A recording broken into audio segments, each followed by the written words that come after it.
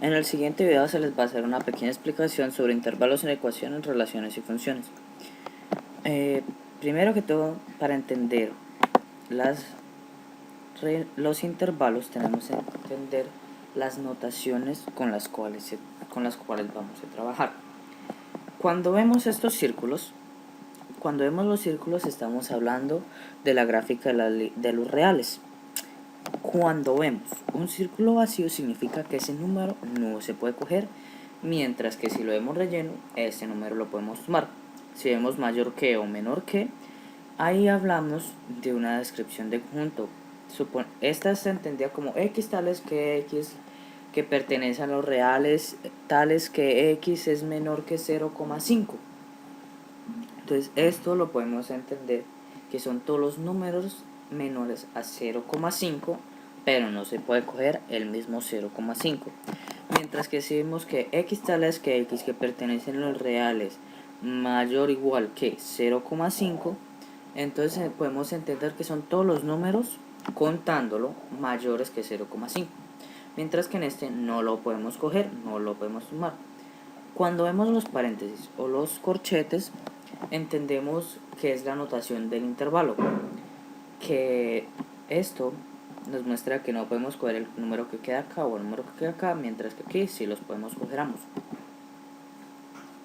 Cuando decimos que no lo toma, eso significa que el conjunto está abierto y pueden haber infinitos números antes de llegar a él. Por ejemplo, si venimos desde menos infinito hasta 2, entonces podemos encontrar 1.9, 1.009, 1.0009, en fin, infinidades de números y no podemos coger nunca al 2. Mientras que si partimos desde el 2 en paréntesis hasta el infinito, entonces podemos decir que partimos desde el 2.1, del 2.00001, del 2.00001, en fin, entonces nunca podemos tocar el 2 si estamos hablando con estas notaciones. Mientras que si hablamos de un conjunto cerrado, nos referimos a estas notaciones, entonces sí lo podemos coger. Bueno, vamos a ver 4 ejemplos, los cuales son totalmente diferentes. Un ejemplo puede ser diferente a otro por un paréntesis o por un corchete. Entonces, por ejemplo, en este ambos están con paréntesis y significa que no podemos coger el 1, tampoco el 9. Mientras que el 9 está con corchete, entonces sí podemos coger el 9, pero no podemos coger el 1. Este está en corchete y este está en paréntesis, o sea, lo podemos coger y no lo podemos coger. Y en cambio, como ambos están en paréntesis, entonces en corchetes ambos los podemos coger.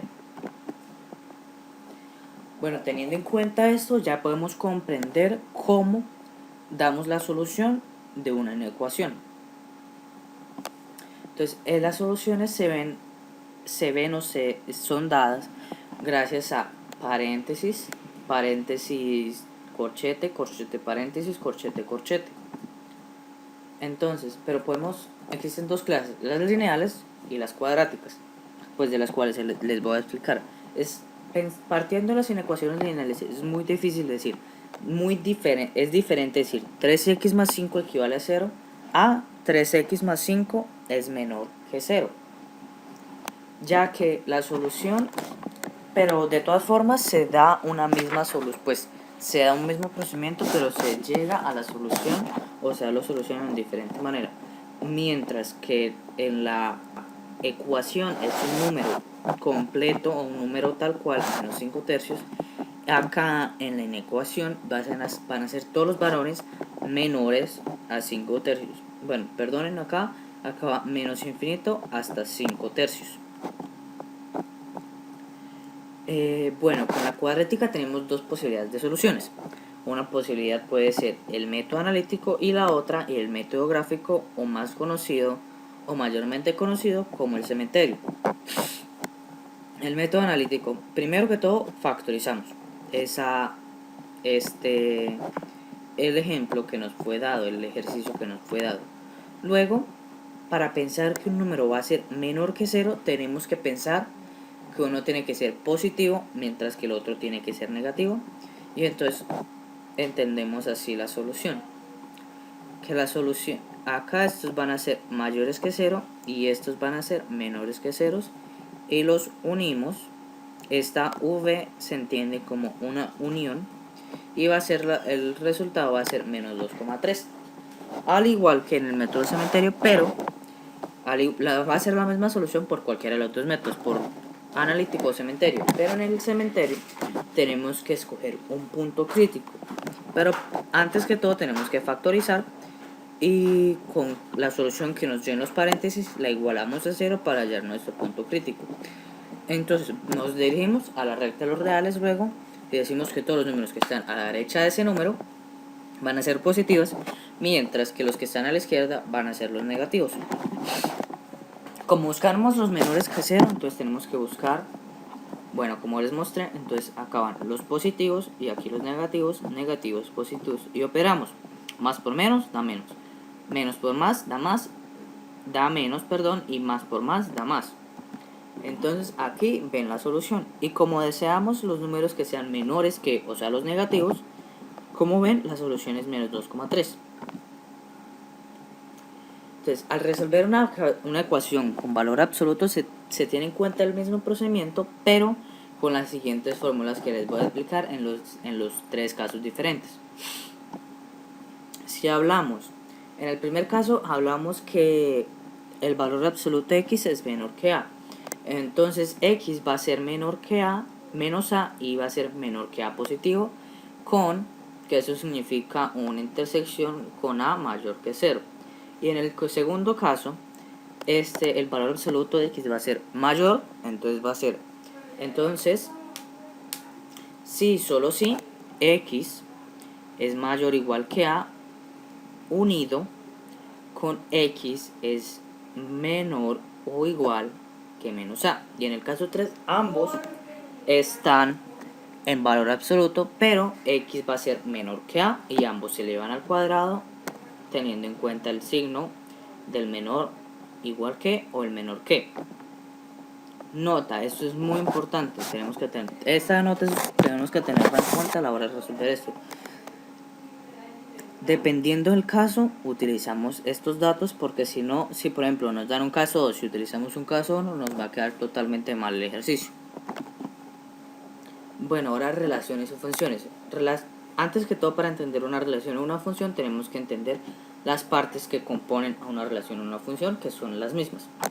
Las componentes son cada numerito que se encuentran en los conjuntos. Y estos conjuntos no se llaman conjuntos, se llaman o dominio, que es el conjunto de partida, y codominio, que es el conjunto de llegada. Y si ven acá este número que todas las componentes del dominio llegaron a un pedacito del codominio, este se entendida como el rango. El rango son los valores a donde puede llegar esas componentes del dominio. Bueno, entonces lo importante de una relación es que pueden armarse diferentes parejas y se pueden repetir las componentes del dominio como las componentes del codominio, como podemos observar. Por ejemplo, el 1 se va con el 1 y a la vez se va con el 3. El 2 únicamente se fue con el 2 y el 3 se va con el 1 y también se va con el 3. En cambio, en una función no podemos decir eso. En una función se arman las parejas ordenadas como en una relación, pero solo un número o una componente del dominio solo puede ser